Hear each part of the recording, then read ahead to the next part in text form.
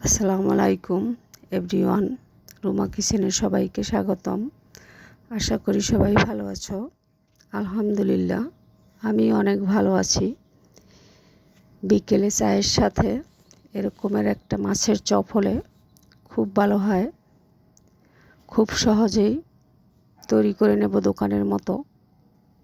এই মাছের চপ দোকানের চেয়ে কোনো অংশে খারাপ হবে না, আরও ভালো হবে, খেতেও অনেক ভালো লাগবে। দেখো আমার মাছের চপটার কালারটা অনেক সুন্দর হয়েছে। এভাবে খুব সহজেই তৈরি করে নিতে পারবে মাছের চপ।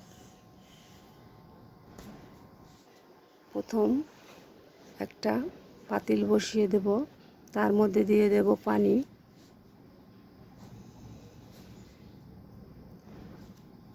পানিটা গরম হলে দিয়ে দেব হাফ চামচ লবণ। পানিটা গরম হয়েছে, মাছ 2 পিস দিয়ে দেব। 5 মিনিট সিদ্ধ করে নিব। আসলে আপনারা এটা যে কোনো মাছ দিয়ে করতে পারবেন, রুই, কাতল, কার্পু, পাঙ্গাস। আমি আজকে রুই মাছ দিয়েই করব।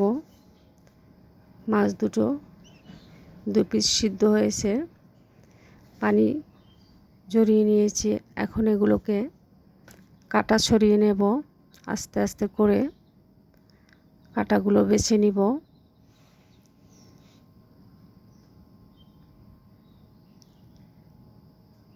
যাতে একটাও কাটা না থাকে। মাছগুলো বেছে নিয়েছি, কাটা নেই। একটা কড়াই বসিয়ে দেব। কড়াইটা একটু গরম হলে দিয়ে দেব তেল।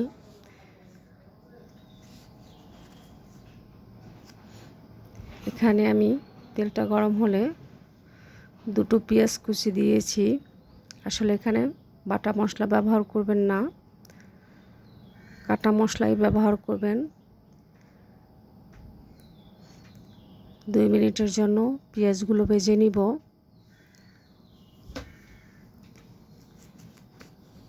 2 মিনিট পেঁয়াজগুলো ভেজে নিয়েছি। এবার দিয়ে দেব কেটে রাখা রসুন কুচি, আদা কুচি, পেঁয়াজ কুচি, কাঁচামরিচ কুচি। তারপরে এগুলো আস্তে আস্তে করে ভেজে নিব।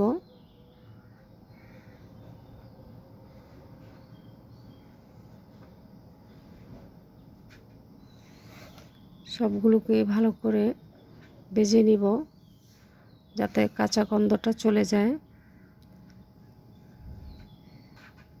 এর সঙ্গে এখন আমি দিয়ে দেব বেছে রাখা মাছগুলো। 2 মিনিট ভেজে নিব।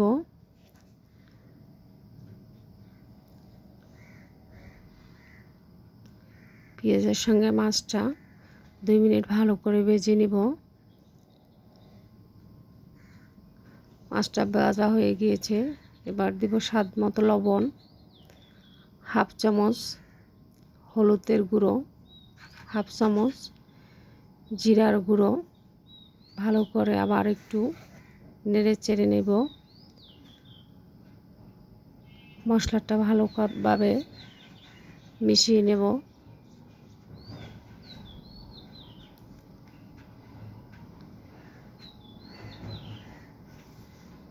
এভাবে আস্তে আস্তে করে ভেজে নিব। দিয়ে দেব হাফ চামচ ধনে গুঁড়ো।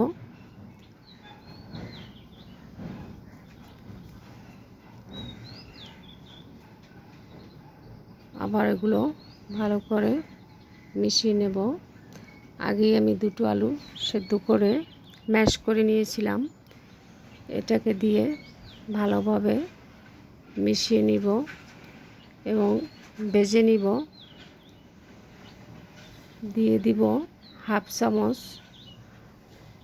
গরম মশলার গুঁড়ো। তারপর আমি এগুলো ভালো করে ভেজে নিব। আস্তে আস্তে করে নেড়ে চেড়ে ভেজে নিব। মশলাটা ভালো করে মিশে গিয়েছে এবং পুরটা তৈরি হয়ে গিয়েছে।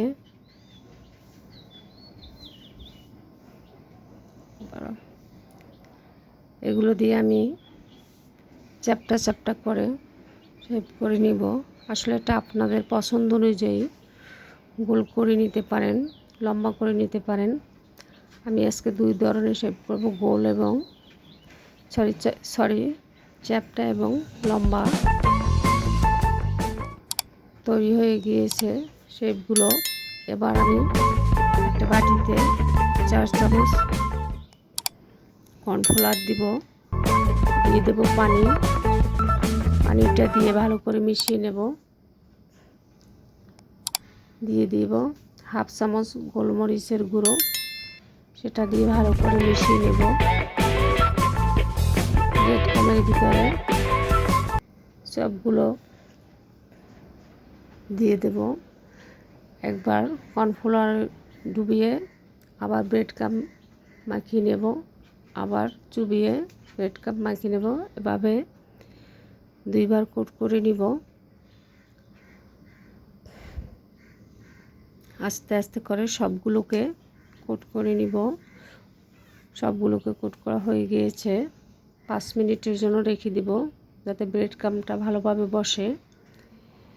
এবার একটা কড়াইটা গরম হলে তেল দিয়ে দেব।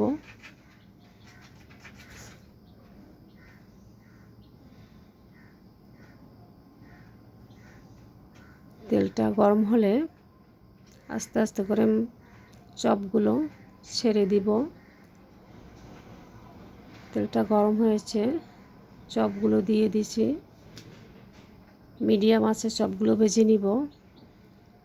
অবশ্যই বাসায় ট্রাই করবেন, আশা করি ভালো লাগবে। প্লিজ ভিডিওটা সম্পূর্ণ দেখার অনুরোধ রইল, টেনে টেনে দেখবেন না। আমার রেসিপিটা যদি ভালো লাগে লাইক করো, কমেন্টের মাধ্যমে জানিও, শেয়ার করো। বাসায় অবশ্যই ট্রাই করো। এভাবে করে আস্তে আস্তে ভেজে নিব।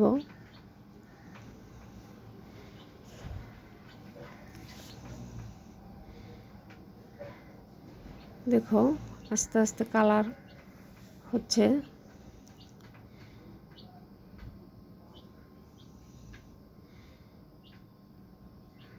কালারটা অনেক সুন্দর হয়েছে। দেখো আস্তে আস্তে করে উল্টে নেব।